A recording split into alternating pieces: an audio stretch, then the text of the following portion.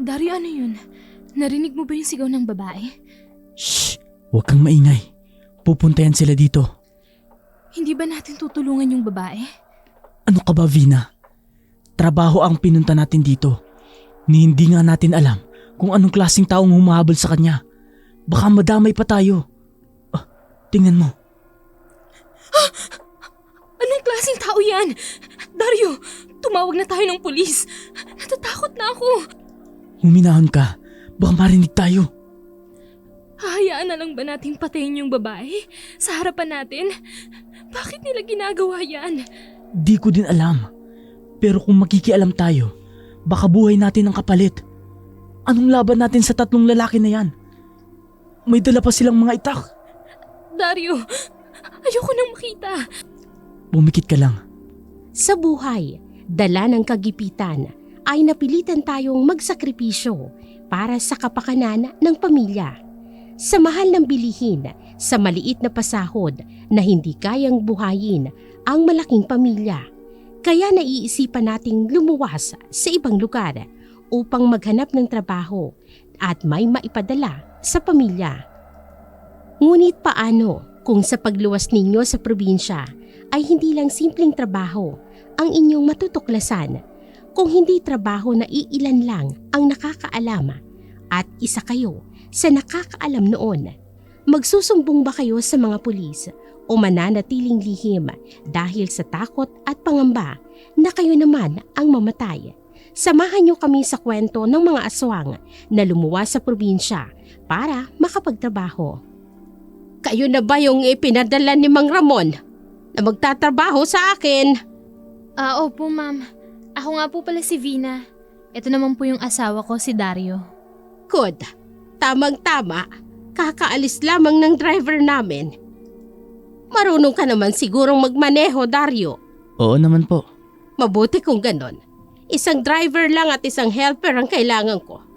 8 oras ang duty. Wala kayong dapat isipin sa pagkain. Sagot ko na lahat ito. Hindi din kayo maglilinis ng bahay. Ano pong trabaho ko, ma'am? Ikaw, sasamahan mo ang asawa mo. Magsisilbi kang helper. Balita ko naman, masisipag ang mga taga-probinsya, kaya hindi naman mabigat ang trabaho. May negosyo kasi ako na karnihan na nasa kabilang bakod lang. Ang gagawin nyo lang, araw-araw na magdi-deliver ng karne sa kabilang baryo. Ganun lang po kagaan ang trabaho namin? Oo naman. Maghahatid lang kayo ng karne tapos uuwi dito. Tapos kinabukasan ulit. Ganoon ang routine araw-araw. Wow, hindi naman pala mahirap. Yes. Bale, 10,000 ang sahod ng bawat isa sa inyo buwan-buwan. Hindi nalugi yon dahil libre naman kayo sa lahat. Pati ang pangangailangan ninyo sa katawan. Madali kayo makakaipon. Sige po, ma'am. So kung okay na kayo sa trabaho ninyo, pwede na kayong magsimula ngayon. May deliver kayo sa kabilang baryo. Sasamahan ko kayo doon para bukas kayong dalawa na lang. Tumango ang mag-asawa para silang naka-jackpot sa kanilang trabaho. Bibihira na lang ang makahanap ng trabaho ng libre ang lahat, pati na ang pagkain. At wala silang gagastusin sa sahod nila. Inilagay na nila ang gamit nila sa kanilang kwarto at dumiretso sa bodega. Nakita nila si Lani na busy sa pagsusulat nang dumating ang karne, kaya naman nilapitan nila ito para tulungan. Ako na po dyan, ma'am. Salamat. Saan po ito ilalagay? Dyan na lang sa tabi. Itong lahat ang inilalagay ko dito sa pintuan. Ito ang dadalhin natin. Sige na, i-check na yung lahat. Ang dami niyo palang karne dito, ma'am. Hindi ba kayo nagpatayo ng negosyo sa palengke? Alam mo, ang ayoko sa lahat yung kwini-question ako sa mga desisyon ko. Pero sige, sasagutin kita. May mga branch na ako sa palengke at nagtatrabaho sila para sa akin. Itong mga nasa bodega para sa kabilang baryo dahil wala naman silang sasakyan doon para lumuwas pa dito. Kaya ako na lamang ang nagpapahatid para sa kanila. Pasensya na po, ma'am. Ayos lang. Pakidala nitong ilang karne sa sasakyan na nasa labas na. Sige po, ma'am. Ikaw kasi, nagtatanong-tanong ka pa. Nagalit yata si ma'am. Hindi ko naman alam na magagalit siya. Tara, tulungan mo na lang ako dito. Ano kayong mga karne ito? Bakit iba ang amoy? Ano ka ba? Baka kakakatay lang yan. Tingnan mo nga may mga dugo pa. Parang amoy panis na eh. Hindi ba nabubulok ito? Naku mahal, sa laki ng freezer nila dito sa loob. Paano masisira yan? Pero iba talaga yung naaamoy ko, Dario. Alalahanin mo, ang ilong mo, katabi ng bunganga mo. Abat, siraulo ka talaga. Puro ka kalokohan. Ano ka ba naman? Pinapatawa lang kita. At mabura, yan kung anong nasa isip mo. Tara na nga. At baka magalit pa si ma'am sa atin. Naghihintay na yun sa sasakyan. Kinarga na nila ang karne. May kabigatan nito, kaya inabot sila ng ilang minuto para lamang maisakay iyon sa sasakyan. Tahimik silang nagbiyahe. Nasa likod si Lani at katabi naman ni Dario si Vina sa driver's seat. Itinuturo lang ni Lani ang daan. Medyo may kalayuan nga at parang kokonti lamang ang dumadaan na sasakyan. Tahimik ang lugar. Parang bukid ang kanilang tinatahak. Tahimik lamang ang mag-asawa. Sumusunod lang din si Dario sa itinuturo ni Lani. Sa tansya niya, umabot sila ng 1.5 oras na biyahe bago sila nakarating sa isang baryo. Maliit lamang ang baryong ito at mabibilang lang ang mga bahay na kubo. Ngunit ang nakakabigla doon ay napakaraming tao. Para silang magkakamag-anak. May maliliit, may buntis, may matatanda at isang lalaking malaki ang tiyan. Nakasuot ng parang korona at isang baston. Magandang umaga! Magandang umaga naman, Lani. Dala mo na ba ang karne? Oo, nandito na. Ay siya nga pala. Simula ngayon, itong dalawang mag-asawa nang maghahatid ng karne dito. Wala na kasi akong oras para ipasok pa sa schedule ko ang paghahatid. Kaya kumuha na ako ng bagong helper. Abay, mas maganda yon. Para naman makapag-focus ka sa trabaho mo. Maligayang pagdating, iha at iho. Magandang araw po sa inyo. O bueno, kunin nyo na yung mga karne at ilapag dyan sa lamesa. Sige na.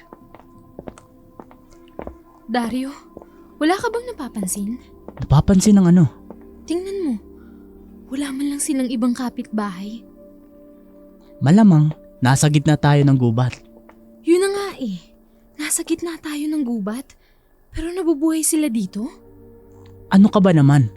Kaya nga nagdi-deliver si Ma'am Lani dito. Ito ang pangkabuhayan nila. Pero iba yung kutob ko eh. Napapraning ka lang. Kung ano-anong iniisip mo. Bilisan mo na nga dyan. Dario, Ano? wala. Sige, tapusin na natin ang trabaho natin para makauwi na tayo. Kinuha na nga ng mag-asawa isa-isa ang mga basket ng karni at inilapag sa malaking mesa na nakahain sa labas. Pagkatapos nilang dalhin lahat ng yun, tumingin pa ang mga ito sa kanila. Saka nagpaalam na si Bado kay Lani at nagpaalam na din kina Vina at Dario at umalis na sila ng lugar na yun. Tahimik ang kanilang biyahe at hindi tulad ng una nilang punta. Napakatagal ng oras pero nang pauwi na sila, kabisado na agad ni Dario ang daan. Dumating sila sa bahay, pasado 6:00 na ng gabi dahil may dinaanan pa si Lani. Pwede na kayong magpahinga. Ganun lang ang trabaho ninyo araw-araw. Maghahatid kinabado ng karne. Pagkatapos ay babalik na dito. Ang gaan lang po pala ng trabaho namin. Sabi ko naman sa inyo, magaan lang ang trabaho para sa 10,000 bawat buwan. Basta maging masunurin lang kayo, mas tataasan ko pa ang sahod ninyo.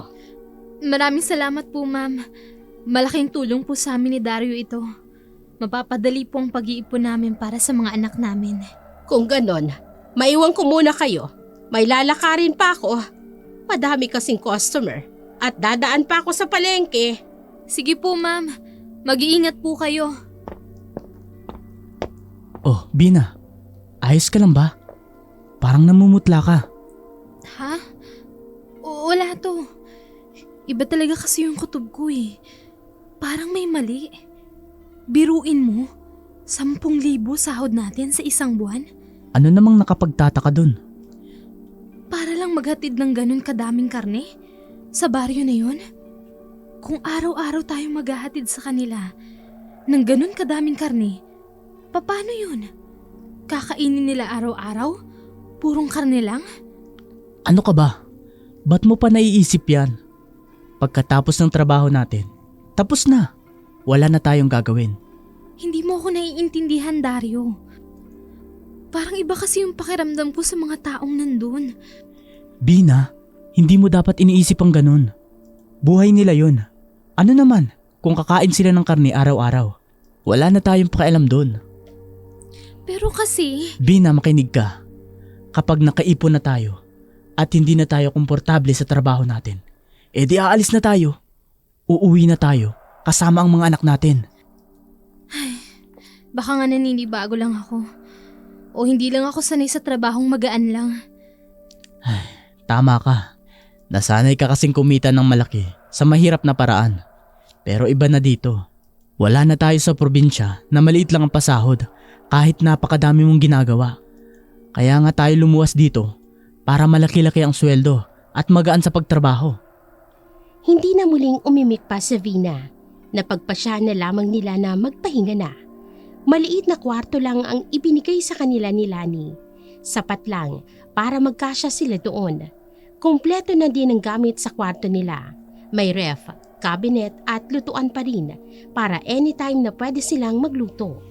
Nauna nang natulog si Dario dahil siya talaga ang napagod dahil siya ang driver. Ngunit si Vina naman ay hindi pa rin makatulog. Maya-maya pa nang nakaramdam siya ng antok, nakarinig si Vina ng sigaw ng babae. Napabangon siya at pinakinggan ang sigaw nito. Sino kaya yun? Teka, dito yata yun sa bodega. Sino kaya sumisigaw? Muntahan ko kaya? Baka kung napano na yun.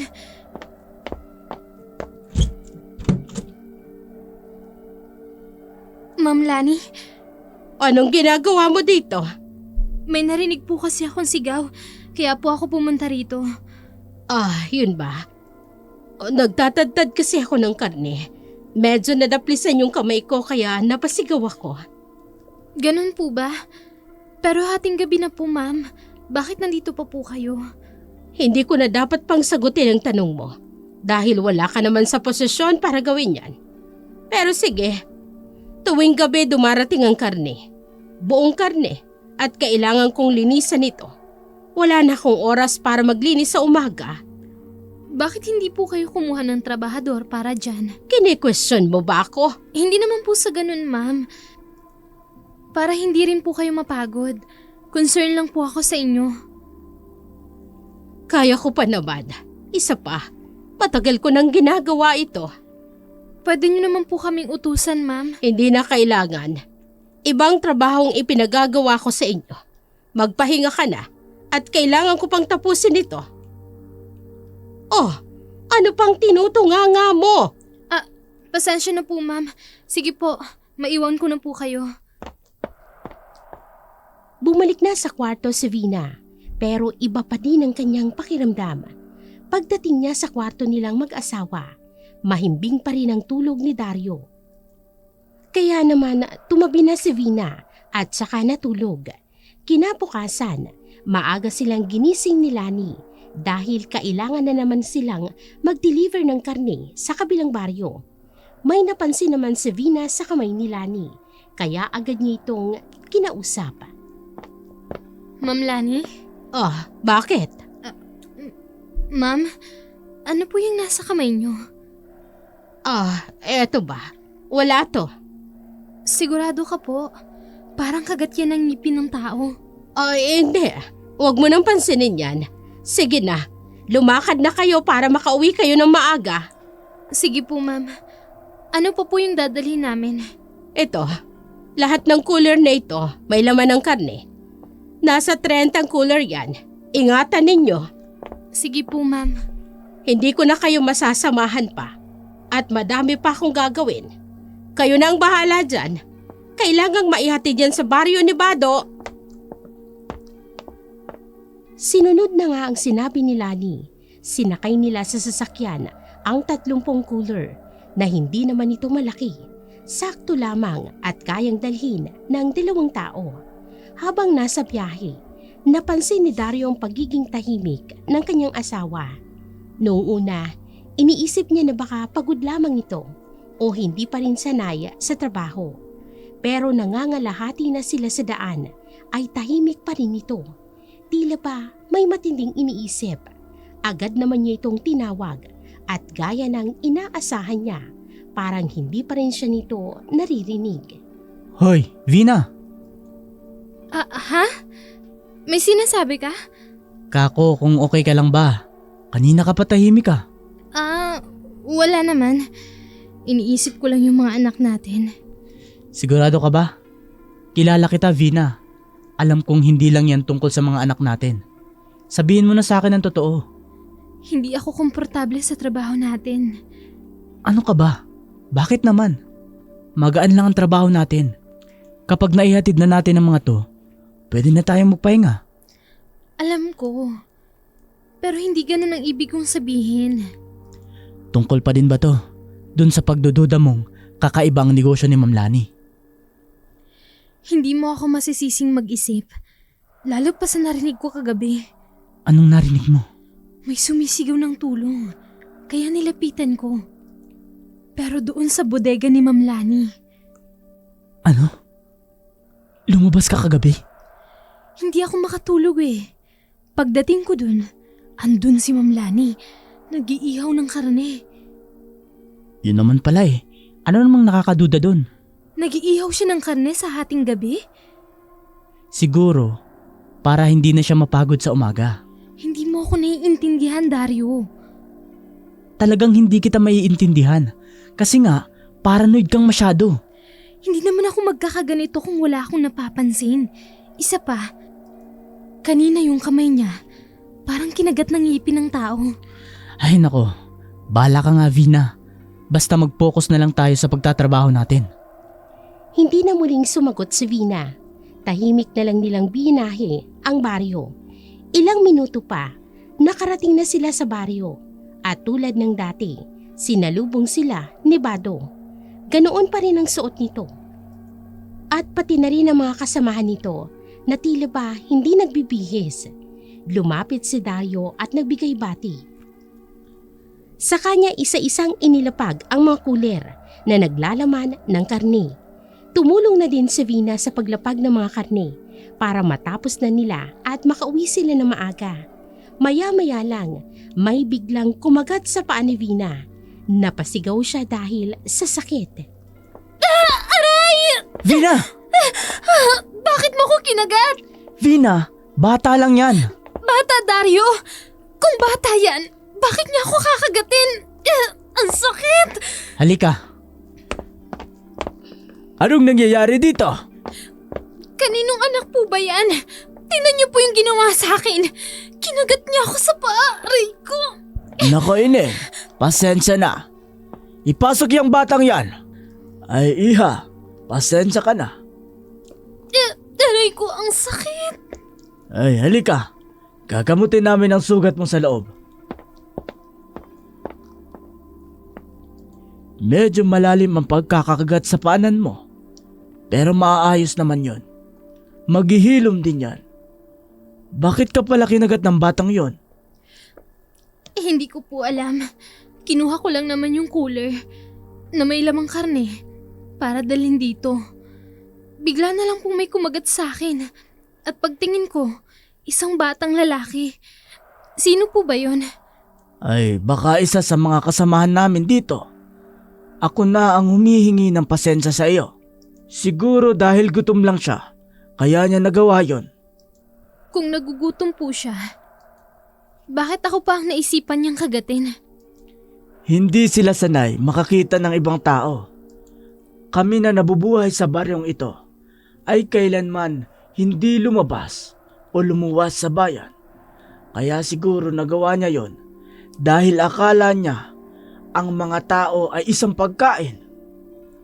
Hindi nyo man lang ba sasabihin na kauri nyo kami at tao tayo na hindi pwedeng gawing pagkain? Ay, pasensya ka na talaga, Iha. Ilang taon na po ba siya? Nasa 10 anyos na yon. 10 years old? Pero bakit ang liit niya? Isa pa, hindi ba nag-aaral ang mga bata dito? Gustuhin man namin na pag-aralin sila, hindi naman namin kaya na makipagsabayan sa mga edukadong tao. Tingin nila sa amin ay mga walang alam sa mundo. Kung ganun po, bakit kayo parang nakapag-aral naman? Pinsan ko si Lani. Nakapag-aral ito sa bayan. Kaya noong bata pa kami, palagi niya kaming tinuturoang magsalita at magsulat. Kapag naman minsan may oras siya, tinuturuan niya ang mga bata dito. Kailangan nila ng kalinga sa magulang para matutunan nilang magrespeto sa ibang tao. Makakaasa ka, Ineng. Sa susunod na pagpunta niyo dito, kami na ang bahalang magdisiplina sa kanila. Salamat naman. Ayos na to.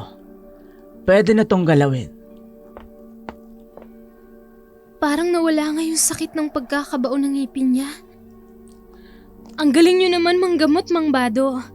Maraming salamat po. Naku, wala yun. Dito ka na disgrasya, kaya dapat lang kami ang gumamot. Ayos na po ito. Kailangan na po naming umalis. Baka gabihin po kami sa daan. Pwede namang dito kayo magpalipas ng gabi. Naku, hindi na po. Nakakahiya naman po sa inyo. Saka magagalit po si Ma'am Lani. Kahit iika-ikang maglakad si Vina, pinili niya pa rin maglakad para makaalis sila ni Dario. Kinumusta naman siya ng kanyang asawa nang makalabas sila ng bahay. Kinilabutan si Vina nang makita niya ang mga kasamahan ni Bado sa labas na nakatingin sa kanya na tila ba naglalaway. Kaya minadali ni Vina ang kanyang asawa para makauwi na sila. Pasado 7:00 ng gabi nang makauwi sila sa bahay. Pagod na pagod sila dahil sa biyahe, kaya hindi na nila hinanap pa si Lani. Malalaman naman noon kung nakauwi na sila dahil nasa loob na ang sasakyan. Ay, Oh, mukhang pagod na pagod ka. hindi lang pagod. Oh, bakit? Dario, maghanap na lang tayo ng ibang trabaho. Ano na naman ba to, Vina? Paano mo maipapaliwanag na ang isang lalaking 10 years old ay kinagat ako? Anong klaseng mga tao yun? Baka kasi anong ginawa mo sa bata, kaya ka kinagat. Narinig mo ba ang sarili mo, Dario? Kung ano-ano na lang kasing nahihita mo. Vina, andito tayo para magtrabaho. Kung ano man ang ginagawa nila, hindi natin problema yon. Hindi ka ba natatakot? Kung sakaling hindi mga tao yung mga yun? Hanggat hindi naman tayo sinasaktan, hindi ako matatakot. Nababaliw ka na ba? Sige nga, kung aalis tayo dito, saan tayo pupulutin? Saan tayo makakahanap ng trabaho? Malaki ang sweldo, pero maliit lang ang trabaho. Mag-isip ka nga, Vina. Maraming paraan. Kesa mapahamak pa tayo dito. Madami tayong mapupuntahan. O kaya umuwi tayo sa probinsya. Hindi. Hindi tayo uuwi hanggat hindi tayo nakakaipon. Huwag kang masyadong mag-isip kasi yan ang makakasira sa'yo. Ewan ko, Dario. Pero ang dami ko nang napapansin. At sigurado akong hindi pangkaraniwang tao lang yung mga to. Ay nako, bahala ka nga. Matulog ka na nga lang. Naguguluhan na si Vina sa mga kakaibang nangyayari. Pero kahit na ganoon, ayaw pa din siyang paniwalaan ni Dario. Kinabukasan, nakaramdam si Vina ng sakit ng kanyang katawan. Sinubukan niyang tumayo pero hindi niya magawa. Tulog pa si Dario, kaya naman pumikit na lamang siya ulit.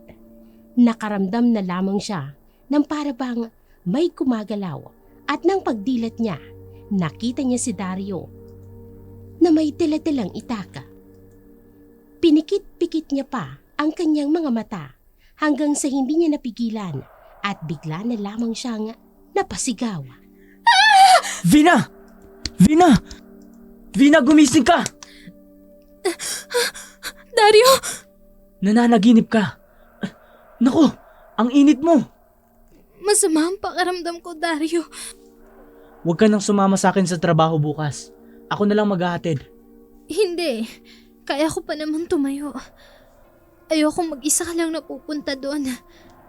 Ano ka ba naman? Kaya ko naman ang sarili ko. Alam ko naman kaya mo. Pero sasamahan kita. Vina, masama ang pakiramdam mo. Magpagaling ka muna. Baka mapano ka sa daan. Pero Dario, Huwag nang matigas ang ulo. Ipapaalam na lang kita kay Ma'am Lani. Pagkatapos kong ihatid ang karne sa baryo, uuwi ako kagad. basta babalik ka kaagad ha. Oo naman, babalik ako kagad. O sige, mag-iingat ka. O sige, magpahinga ka muna dito. At teka, kukuha lang ako ng gamot at pagkain mo. Umalis si Dario para kumuha ng gamot at ng makakain. Naiwan naman si Vina. Iniisip niya pa rin ang kanyang panaginip. Mabuti na lamang at hindi ito totoo dahil nangangamba siya na magkatotoo ang kanyang panaginip. Ilang minuto lang, bumalik na si Dario sa kwarto niya at nagsimula na silang kumain. Nagpaalam na din si Dario sa kanya para maaga itong makauwi. Normal na araw para kay Vina ang lahat.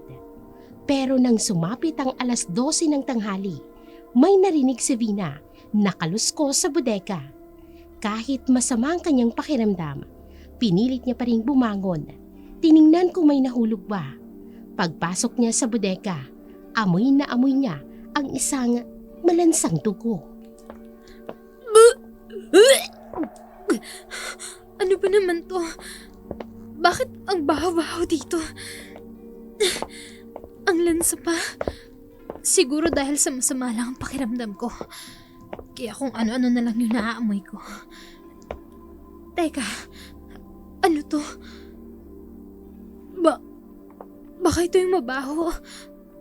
Mga atay at lamang loob. Ang baho nga. Ang dami na naman sigurong order ng karne. Ano kayang karne to? Bakit malansa? Bakit may braso? At may mga tattoo pa? Anong ginagawa mo dito? Ma'am Lani, Sinong nag-utos sa'yo na pumasok dito? may narinig po kasi akong kalusko sa loob. Baka po may nahulog. Kaya po ako pumunta dito. Lumabas ka! Ma'am, Labas! Dali-daling lumabas si Vina. Natakot siya. Hindi lamang takot ang nararamdaman niya dahil kitang-kita niya ang karne. Kanina, hindi ito karne ng baboy o karne ng hayop, kundi karne ng tao. Kinakabahan siya at nag-antay sa labas pero hindi pa rin lumalabas si Lani. Kaya naisipan niya nang pumasok na lamang sa loob ng kwarto. Nagsarado siya ng pinto dahil sa takot. Pasado 4:00 na ng hapon nang makarinig siya ng sasakyan. Alam niyang si Dario ang dumating. Maya-maya pa'y kumatok na ito sa kwarto nila. Kaya naman pinagbuksan niya at hindi nga siya nagkamali. Si Dario nga. Agad niyang niyakap ito habang naiiyak. Oh, Vina, ano nangyari? Dario, ayoko na dito. Please, umalis na tayo. Ayoko na dito. Bakit bigla kang nagkakaganyan? Ano na naman ang problema? Dario, hindi sila tao. Ano? Hindi sila mga tao. Pati si Ma'am Lani, hindi rin siya tao. Ikaw, Vina, tumigil ka na. Pati ba naman si Ma'am Lani na nagpapasahod sa atin? Sisiraan mo? Totoo ang sinasabi ko, Dario. Maniwala ka sa akin. Tumigil ka na, Vina. Pagod ako sa trabaho. At hindi ito ang inaasahan ko pag uwi ko. Dario, maniwala ka naman sa akin, oh. Hindi ako nagsisinungaling. Bakit? Ano bang patunay mo? Nakita ko, Dario. Nakita ko. Doon sa bodega. Anong nakita mo? Ma'am Lani, Alam mo, Vina, napapansin ko, yung mga ikinikilos mo, halos wala ka sa sarili tuwing nagtatrabaho. May problema ka ba? wala po ma'am. Kung ganyan ka palagi, magpatingin ka na sa doktor. Baka kung may diferensya ka na, o baka naman nadidepress ka. Wala po akong sakit sa utak ma'am. Kung ganon, bakit ganyan ka palagi? Madalas nakatunganga ka lang. Kung minsan naman nagsasalita ka mag-isa. Hindi po yung totoo ma'am. Kahit tanungin mo pa ang asawa mo, kung ano ang pinagagagawa mo. Warning ko neto sa'yo, Vina. Kapag patuloy kang nagpapraning dyan, paalisin ko na kayo rito at maghahanap ako ng bagong trabahador. Hindi ko kailangan ng mga taong katulad ninyo. Nakita mo ng ginawa mo, Vina. Nagsasabi ako ng totoo, Dario. Ikaw kapag tayo na wala ng trabaho, bahala ka na sa buhay mo kung paano bubuhayin ang anak natin. Bakit ba kasalanan ko? Dahil praning ka. Kung ano-ano na lang nasa isip mo. Tinalikuran ni Dario si Vina, habang si Vina naman hindi mapigilang mapaiyak dahil sa ginawa ng kanyang asawa. Palagi niyang tinatanong ang sarili kung paranoid lang ba talaga siya o totoo ang sinasabi nilang nababaliw na nga siya. Dumaan ng gabi ay hindi talaga pumasok si Dario sa kwarto nila. Kaya noong makaramdam ng antok si Vina, agad siyang nakatulog. Kinabukasan ay may kumatok sa kanyang pintuan. Kaya naman agad niya itong pinagbuksan sa pag-aakalang si Dario iyon. Ngunit tumayo sa harap niya ang nakapamewang na si Lani.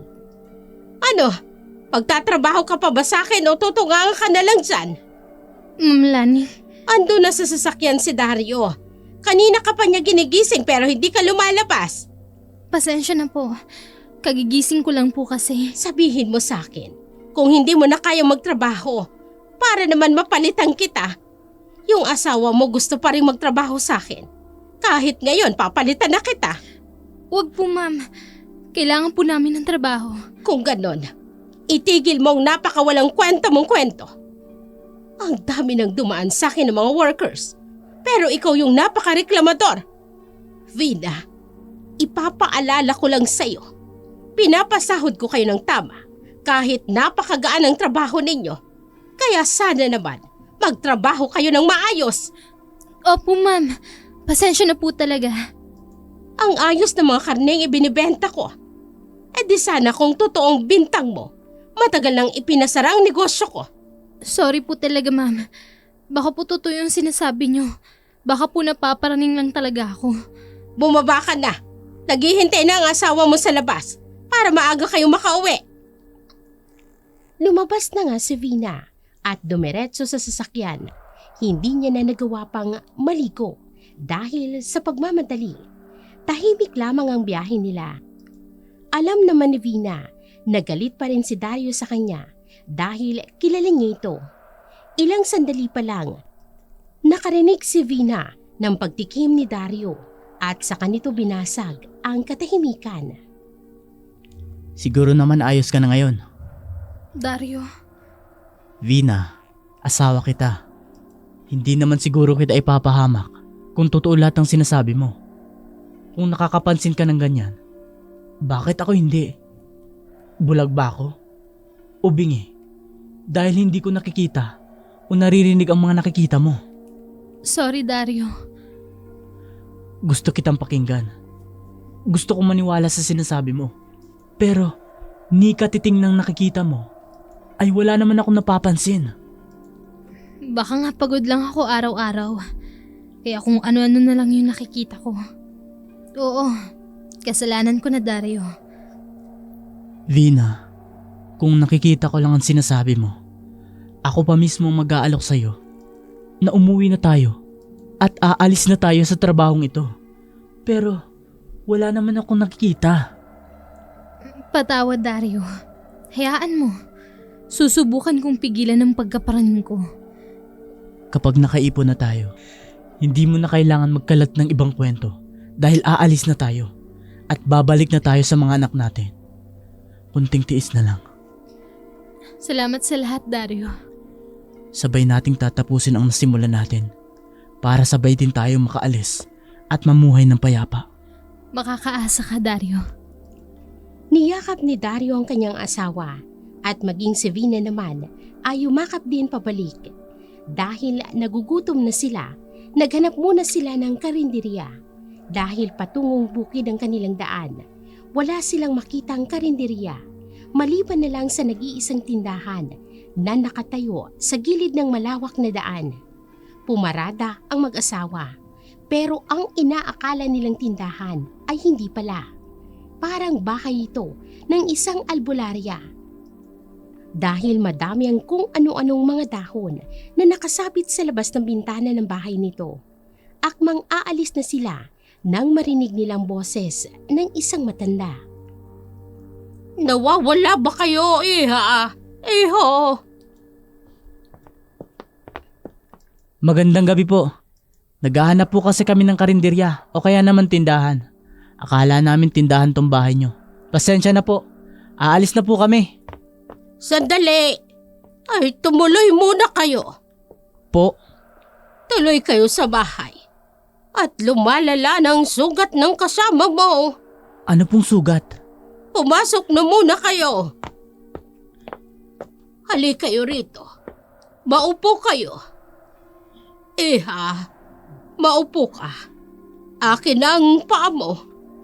Eto po, Oo, hindi ba't kinagat yan ng isang batang lalaki? paano niyo po nalaman? Matagal na akong albularya rito at hindi lang kayo ang may ganyang kaso. Nililin lang lamang kayo. Ano pong ibig niyong sabihin? Tingnan niyo ito. Ano yan? Bakit bumalik yung kagat ng bata? Hindi pang karaniwang batang kumagat dito, iha. Eh ano po? Isa siyang aswang. Ano pong aswang? Bata naman po yung kumagat sa akin. Aswang na nagpapanggap na bata.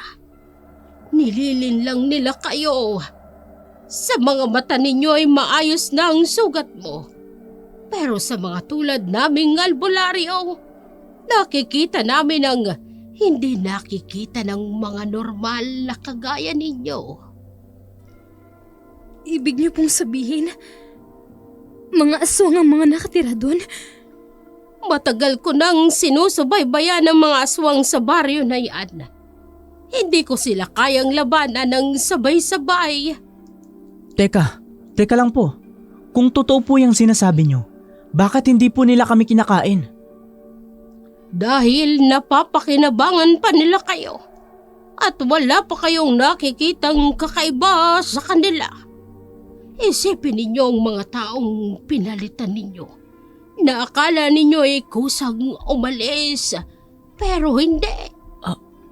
Ano pong ibig nyong sabihin? Pinatay sila. Pinaghiwa-hiwalay ang kanilang katawan at ginawang karne. Kapag kumalas kayo sa trabaho ninyo, kanya nang gagawin nila sa inyo. Paano naman po kami maniniwala kung totoo yung sinasabi ninyo? Dahil matagal ko nang kilala ang amo ninyong si Lani. Baka naman, sinisiraan mo lang sa amin si Ma'am Lani. Wala akong rason para siraan siya. Mas lalong hindi ko kayo kilala para sabihin ito sa inyo. Pero kung akala ninyo ay ganoon ang ibig kong sabihin, hindi ko kayo pipilitin na maniwala. Antayin nyo na lamang na may mangyari sa inyo. Aalis na ho kami. Salamat po sa pagpapatuloy. Kinaladkad ni Dario sa Vina palabas ng kubo at sumakay na sila ng sasakyan. Tinawag pa ni Aling Parsing ang dalawa, ngunit hindi na nakinig pa si Dario. Gulong-gulo din ang kanyang utak. Muling bumiyahe sina Dario at Vina. Walang gustong magsalita, pati kasi si Vina ay parang na-trauma na bumalik na naman sa kanyang iniisip tungkol sa baryo at tungkol sa amo nilang si Lani. Maya-maya pa, binasag ni Vina ang katahimikan. Siguro naman ngayon, maniniwala ka na sa sinasabi ko. Hindi ako napaparaning, Dario. Hindi ko alam, Vina. Kung totoo man yun, kailangan nating mag-ingat. Hindi tayo aalis. Hindi tayo tatakas. Narinig mo naman yung sinabi ng matanda, hindi ba? Kapag tumakas tayo, baka matulad tayo sa mga namatay na katulong. Pwede naman tayong tumakas ngayon. Vina, kahit saan tayo magpunta, matutunto nila tayo. Ano bang kailangan nating gawin? Kailangan nating magmasid. Kailangan natin silang labanan. Kailangan natin silang matalo. Ano? Lalabanan natin ang mga aswang? Nahihibang ka na ba? Ni hindi nga natin alam kung paano sila tatalunin nang hindi tayo nasasaktan. Alam ko ang ibig mong sabihin. Pero alam ko, matutulungan niya tayo. Sinong tinutukoy mo? Yung matandang albularya. Sa matagal na panahon, ay andun pa rin ang bahay niya, nakatirik sa pagitan ng baryo ng mga aswang. Ibig sabihin, malakas ang kapangyarihan niya bilang isang albularyo. Hihingi tayo ng tulong sa albularyo? Oo, siya lang ang makakatulong sa atin. Sige, kung ano yung desisyon mo, sasamahan kita, Dario. Basta sa ngayon, huwag mong ipapahalata kay Ma'am Lani at sa baryo ang nalaman mo. At kung may nakita ka, ay huwag mong ipapaalam o huwag kang matatakot. Nagsimula na silang magbiyahe. Umabot lang ng ilang minuto ay narating na nilang baryo. Ibang-iba na ang mga tao nang dumating sila. Parang may fiesta sa baryo na yun dahil nakasuot ang mga ito ng kanilang uniforme. Nagpark lang si Dario at isa-isa niya nang inilabas ang mga karne. Agad naman silang sinalubong ni Bado. Tumulong na din ang iba para ibaba ang ibang dalang karne nila. Maya-maya lang, napako ang tingin ni Vina sa isang batang lalaki na nasa gitna at nakaposas. May dugo sa mukha nito. Sa tabi naman ng bata ay ang kanyang ina. Umiiyak at yakap-yakap ito. Isa lang ang alam ni Vina. Siya yung batang kumagat sa kanya noon. Ano pong nangyayari sa kanya? Bakit po siya nakaposas? Yan ba? Ganyan talaga ang tradisyon namin kapag nagkasala. Ano pong kasalanan niya? Nakalimutan mo yata ang ginawa sa iyo, iha. Sa baryo namin, kapag nagkasala ka, parurusahan ka. Pero masyado naman po yatang hindi makatarungan ng pagdidisiplina sa kanya. Bata pa lang po siya. Ay pasensya ka na, iha. Ganyan ang ginagawa naming disiplina kapag nagkasala ang mga kalahi ko. Hindi pa naman siguro siya mamamatay, di ba? Kung mahina ang katawan niya, may posibilidad na mamatay siya. Pero kung malakas, kahit anong gawin sa kanya, ay hindi siya mamamatay. Nakakaawa naman po. Hayaan mo na siya. Kapag tumanda na siya, ay maiintindihan niya ang ginagawa niya. Ito na nga po pala lahat ng karne. Mabuti naman, pakisabi na lang kay Lani na sa susunod na 3 araw, kailangan namin ng presko at sariwang karne. Presko naman po ito. Ang ibig kong sabihin, sariwang karne. Yung kami mismo ang magkakatay. Ganun po ba? Sige po, makakaasa kayo. Sasabihin namin kay Ma'am Lani. Oo nga po pala. Ano pong klaseng karne po ba yan? Ito ba? Karne ng tao. Po! Nagbibiro lang ako, iha. Namumutla ka na. Sige na, lumisa na kayo at malapit ng maggabi. Sige po. Maraming salamat po. Umalis na ang mag-asawa sa baryo. Muling binalingan ng tingin ni Vina ang batang lalaki. Nagulat siya nang nakatingin ito sa kanya. Malalim na tingin. Tila ba pinag-aaralan siya kung paano kainin.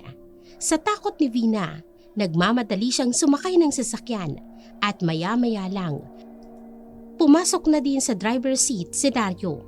Ang kabang nararamdaman ni Vina ay hindi na napigilan. Sa gitna ng kanilang biyahe, tahimik lamang si Vina hanggat sa hindi makaya ni Dario ang katahimikan. Ayos ka lang ba? Ha? Oo. Ayos lang ako. Bigla ka na lang natahimik simula nung mag-usap kayo ni Mang Bado. May sinabi ba siya? Ang weird lang kasi. Pinaparusahan nila ang bata. Sinong bata? Yung kumagat sa akin. Yung batang lalaki. Yung nakakadenang bata kanina. Yun yung kumagat sa'yo? Oo. Naawa nga ako sa bata eh. Ni minsan, hindi natin ginawa yun sa mga anak natin. Naiintindihan kita. Pero sa kanila na yun, ang importante, nakauwi na tayo ngayon. Iniisip ko nga, hanggang kailan tayo makakauwi ng buhay? Hanggat hindi natin alam kung sino sila. Anong ibig mong sabihin? Di ba? Ang sabi nung matanda, nung nalaman ng dalawang katiwala ni Lani ang ginawa nila, sila naman ang ginawang pagkain ng mga aswang. Oo. Kaya hanggat hindi nila alam na nagdududa tayo sa kanila, hindi tayo mapapahamak. Pero hindi ibig sabihin nun, wala na tayong gagawin. Bukas, pupuntahan ko ang matanda. Sasama ako. Sige, basta bukas pag-deliver natin, puntahan natin ang matanda. Bumiyahe na ang dalawa, pauwi sa bahay ni Lani. Pagkarating nila doon, wala si Lani. Kaya agad naman silang nagpahinga. Nagising si Vina nang biglang makarinig na naman siya ng mga kaluskos sa taas ng bubong nila. Maya-maya pa, narinig niya ang sigawa sa labas. Noong una ay hindi niya ito pinansin. Pero nang kalaunan, palakas na palakas ang sumisigaw na para bang nagtatakbuhan sa bahay. Kaya naman napabangon siya at ginising niya si Dario. At sabay silang lumabas ng bahay nang makita nila si Lani na umiiyak at sumisigaw. Agad namang tumakbo si Dario papalapit sa kanya. Ma'am Lani, ano hong nangyari? Dario, Vina, sinalakay ako ng aswang. Ano? Napakalakas niya. Pilit niya akong inaangat pataas. Mabuti na lang nahawakan ko itong tubo. Kung hindi kukunin niya ako at papatayin. Sigurado kang aswang yun, Ma'am Lani? Hindi ako pwede magkamali. Aswang yun. May pakpak at may mga pangil. Natatakot ako. Baka bumalik siya.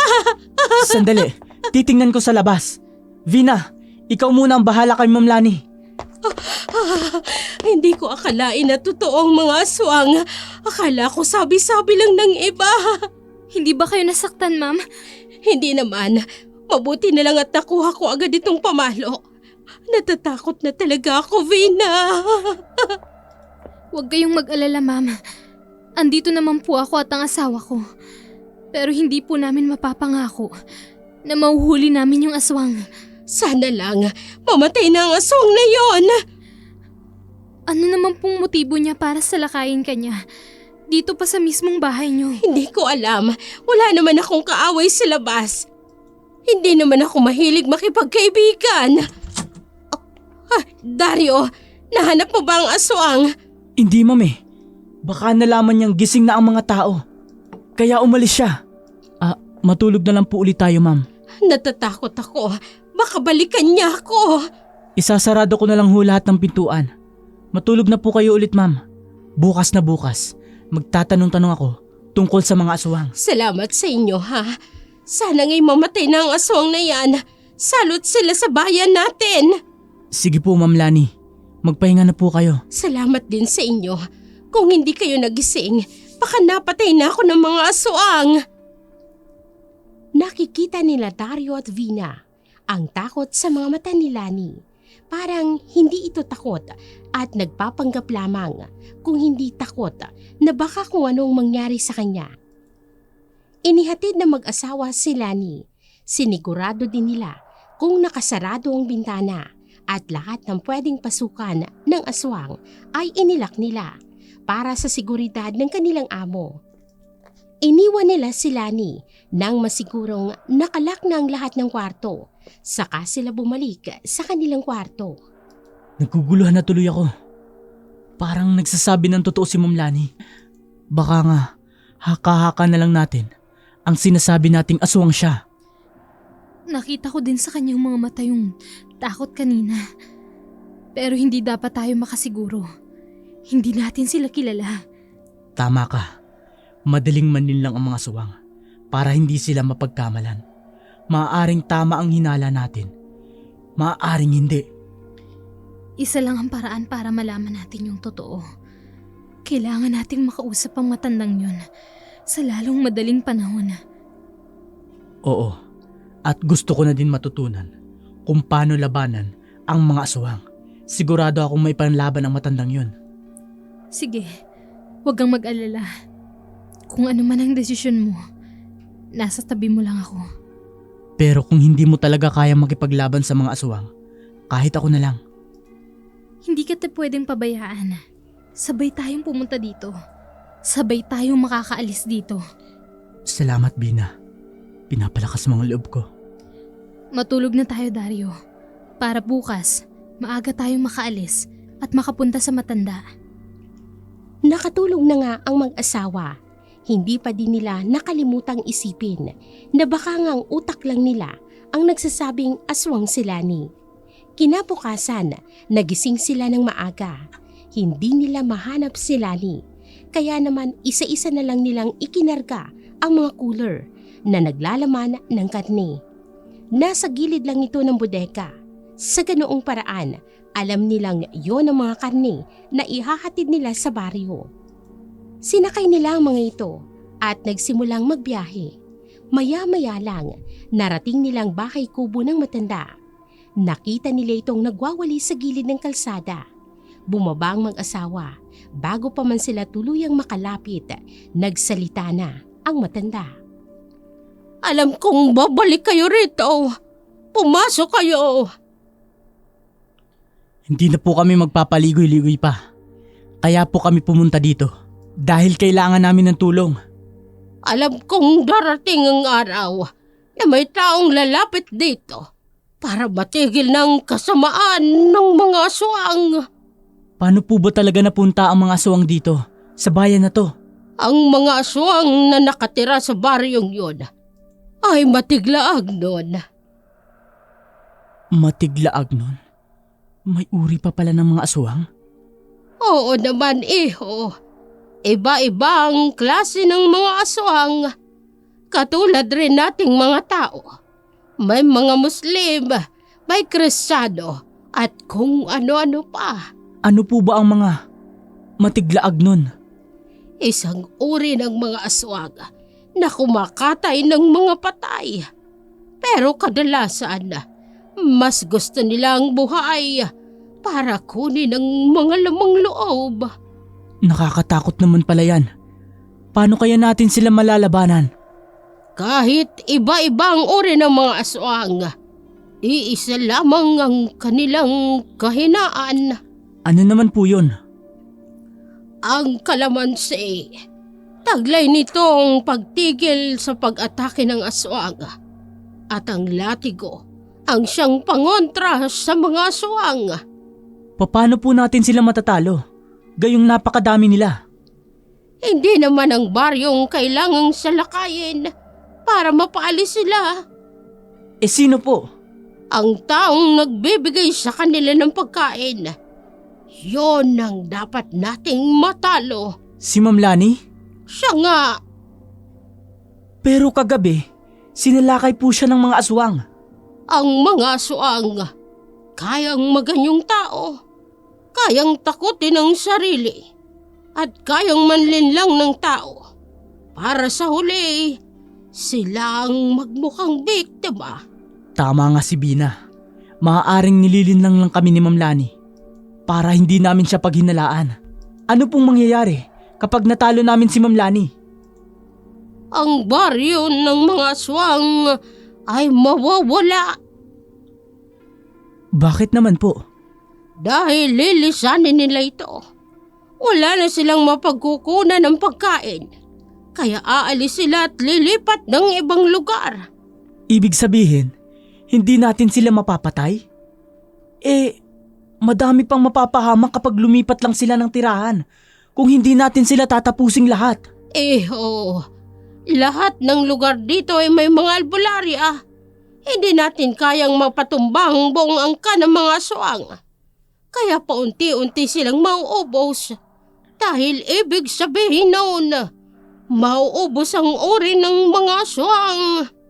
Kung ganun, kailangan nating labanan si Ma'am Lani. Gamitin ninyo ito. Ito ang pangontra sa mga aswang. Kung sakaling mag-ibang anyo ng inyong amo, itapat ninyo ito sa kanya. Maraming salamat po, Aling. Parseng, ako si Parseng. Matagal nang albularyang naninirahan dito. Salamat po, Aling Parsing. Ngayon ay may panglaban na kami sa mga aswang. Nakikinig lamang si Vina sa gilid.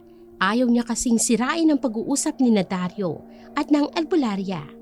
Madami pang ibinilin si Aling Parsing sa kanila. Isa-isa nilang tinandaan ito.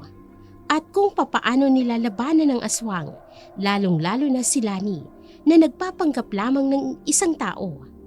Nagbiyahe ng muli ang mag-asawa. Dumating sila sa baryo ng pasado 2:00 ng hapon.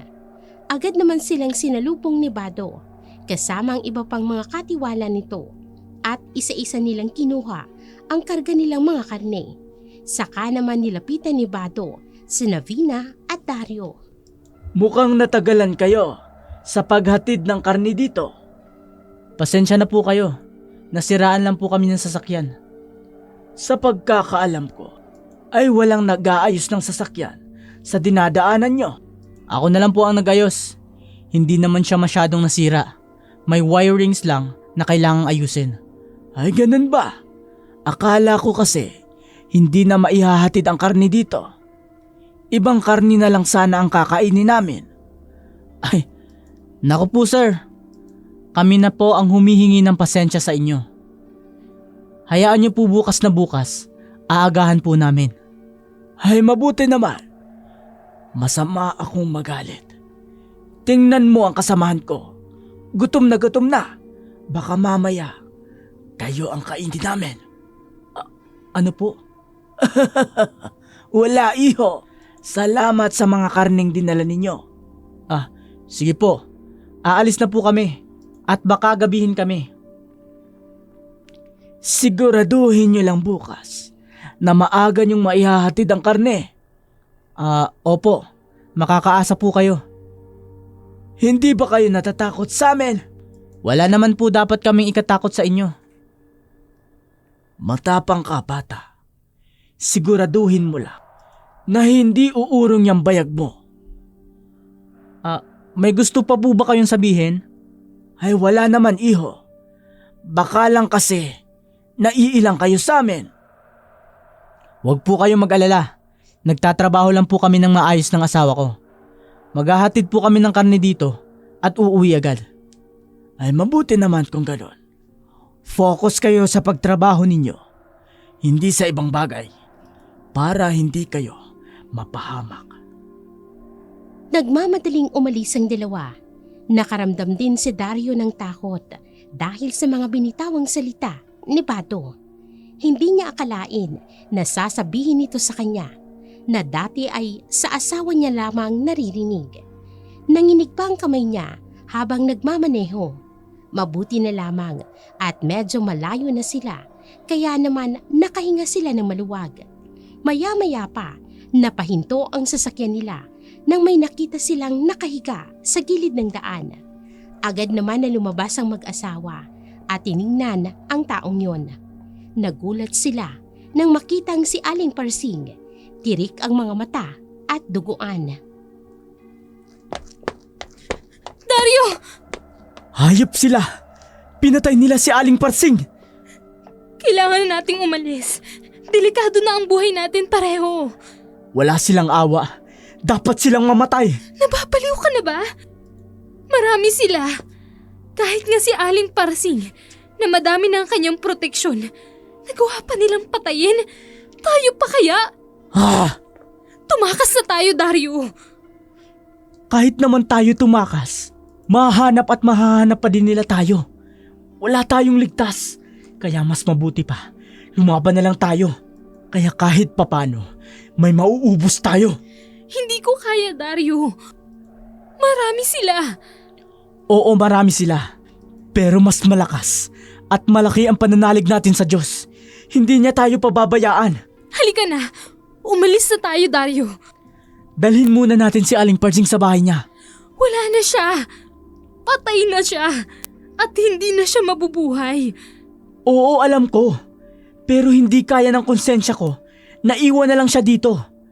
Vina, ano ba? Tulungan mo na lang ako dito. Eto na, tutulungan na kita. Doon ka sa paanan. Dito ako sa ulo niya. Dahan-dahan lang. Iaangat natin siya. 1, 2, 3. Tara, ipasok natin siya sa loob ng bahay niya. Teka. Dito na. Anong ginagawa mo? Dadalhin ko ang ibang mga gamit ni Aling Parsing. Baka makatulong sa atin. Pero... Vina, kailangan ko ang tapang mo. Please, para sa ating dalawa to. Kunin mo yung mga mutya. Saka ito dalhin mo na din. Lahat ng pangkontra sa aswang. Oo, Dario. Matapos nilang dalhin ang ibang gamit ni Aling Parsing laban sa mga aswang, umalis na sila sa bahay ng matanda. Nagtungo sila sa bahay ni Lani. Mabuti na lang at wala ito doon. Kinuha nilang ibang gamit nila para tumakas. Dala-dala nila ang perang naipon nila sa sahod. Nagmamadali silang lumabas ng bahay. Ngunit bigla silang natigilan nang makita nila si Lani na nakatayo sa pintuan ng bahay.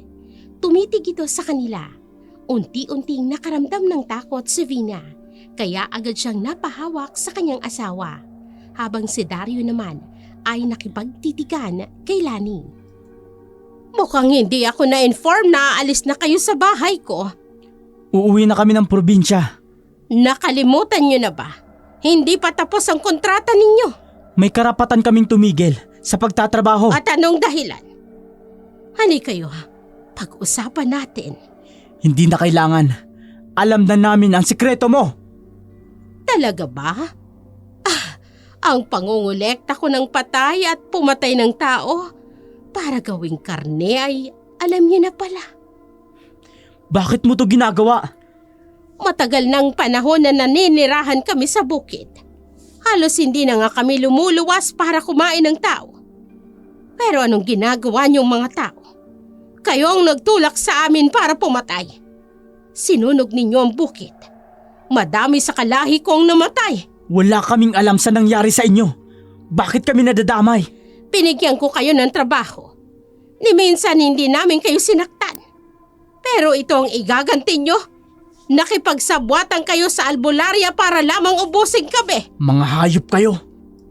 Simpleng instruction lang, hindi nyo pa masunod. Dahil alam nyo na ang lihim namin. Bakit pa namin hahayaan kayo na mabuhay? Vina! Akin ang latigo, bilis! Paano napunta sa'yo yan? Hindi na importante kung paano napunta sa akin to. Ang importante, mamamatay ka na! Salot kayo sa lipunan! Salot kayo sa bayan! Dapat sa inyo, mamatay!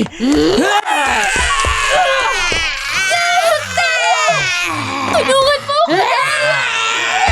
Vina! Bitawan mo ang asawa ko! Gusto niyo talaga ng matinding laban? Vina! Ilabas mo ang kalamansi! Pati na ang iba pang mga gamit! Dario! Dumadami na sila! Tumakas na lang tayo! Hindi din tayo makaalis. Madami sila. At madami pa sila sa labas. Huwag na kayo lumaban! Sumuko na kayo! Isuko nyo na ang buhay nyo! Malapit na ang kabilugan ng buwan! Kapag pula na ang buwan, mas magiging malakas kami! Wala akong pakialam! Kung mamatay man ako, sisiguraduhin kong mamamatay ka rin! Pinapanga mo ko sa iyong katapangan! Lahat ng biktima namin, hindi kami nahihirapan. Pero sa'yo, nahihirapan kami! Kung hindi man nila naipagtanggol ang sarili nila, ibahin mo ako! Dahil kung mapapatay man ako, sigurado akong maisasama kita sa kamatayan!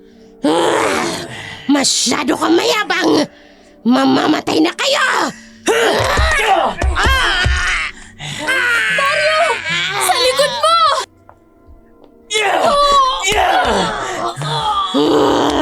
Mamamatay ka! Halika na, Vina! Mukhang hindi sila nauubos, Dario! Huwag kang mag-alala! Madami pa tayong bala! Dito tayo!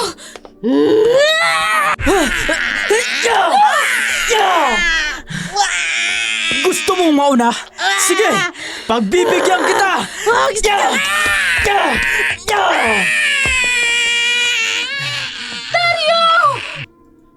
Lumayo ka dyan! Nasusunog na ang katawan niya! Ano bang sinaksak mo sa kanya? Yung maliit na kutsilyo na nakita ko sa ulunan ni Aling Parsing! Ibig sabihin, pangkontra din ito sa aswang! Tingnan mo! Unti-unti na siyang nasusunog! Dario!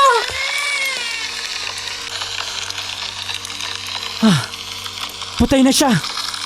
Tingnan mo sila. Tingnan mo ang mga aswang. Bakit sila lumalayo?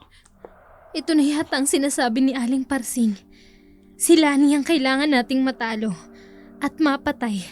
Nang sa ganun, lalayo ang mga aswang. Kailangan natin silang habulin. Hindi na kailangan, Dario. Natalo na natin ang nagbibigay ng pagkain sa mga aswang. Umalis na tayo dito, Dario. Baka mamaya, bumalik pa sila.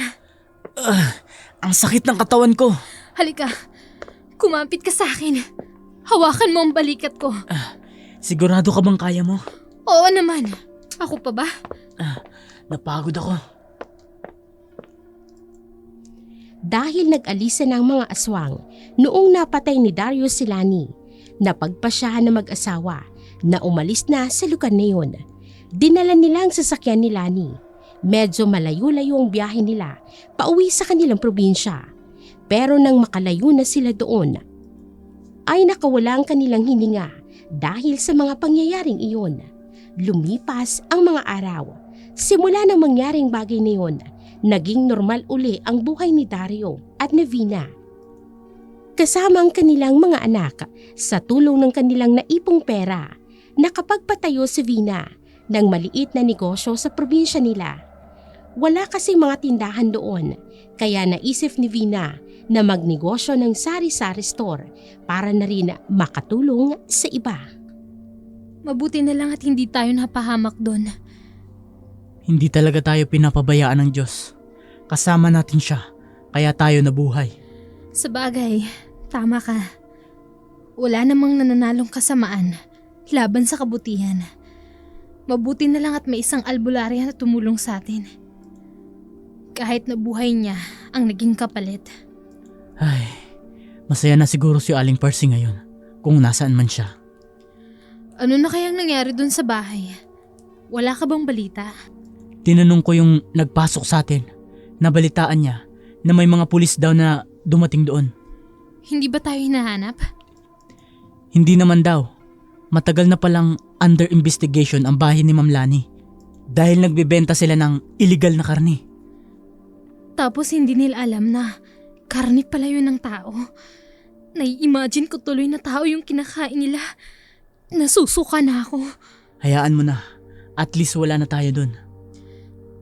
Sana mahanap din nila ang baryo kung saan naninirahan ng mga aswang na yun. Sigurado ako, wala na doon ang mga aswang. Yun namang sinabi ni Aling Parsing, lilipat daw ang mga aswang sa ibang baryo. Sa bagay, tama ka. Naku, tuwing naiisip ko talaga mga pinagdaanan natin. Kahit nga mga kaibigan ko, pati ang mga kainuman ko pinagtatawanan lang ako. Pero ayos lang, wala naman sila doon nung nangyari. gusto ko rin humingi ng tawad sa'yo. Bakit naman, Dario? Dahil hindi kita pinagkatiwalaan agad. Siguro kung naniwala lang ko sa'yo, edi sana'y makakaalis tayo doon at hindi namatay si Aling Parsing. Naku, wag mo nang isipin yun. Huwag mo na ring sisihin ang sarili mo sa pagkamatay ni Aling Parsing. Tinulungan niya tayo at sinakripisyo niya ang sarili niya para lang malabanan natin si Lani. Hindi mo ako masisisi dahil mabilis lang ang mga araw na nakilala natin si Aling Parsing ni hindi man lang natin siya natulungan. Tapos na yun. Ang mahalaga ngayon ay hindi na baliwala ang pagkamatay niya dahil nagtagumpay tayo. Ay, sa bagay tama ka. Sige na, asikasuhin mo na ang mga bata para makapasok na sa eskwela. Sige, ikaw na maghatid sa kanila ha. Naging maayos naman ang pamumuhay ng mag-asawa. Madaming pinagkwentuhan si Dario tungkol sa nangyari sa kanila. Pero walang gustong maniwala. Ayaw din namang pilitin ni Dario na paniwalaan sila dahil alam nilang mag-asawa ang totoong nangyari. Lumipas ang ilang buwan. Wala na silang nabalitaan pang may aswang sa kahit saang lugar. Kung sakali man na makaengkwentro sila ng aswang, ay meron naman silang panlaban sa mga ito. Sa ngayon, masaya na ang mag-asawa. Madami na din silang natutunan sa isa't isa, lalo na ang tiwala at ang pagpapahalaga. Tiwala sa isang asawa at paniwalaan ang sinasabi nito dahil ito ang naging daan para hindi sila mapahamak. Nananatiling nagtitinda sa Vina, bagay na ipinagtataka ng iba dahil madali lamang silang umasensong mag-asawa. Wala naman silang dapat pang patunayan sa ibang tao. Ang mahalaga ay nakakarao sila sa buhay at patuloy na lumalaban sa buhay.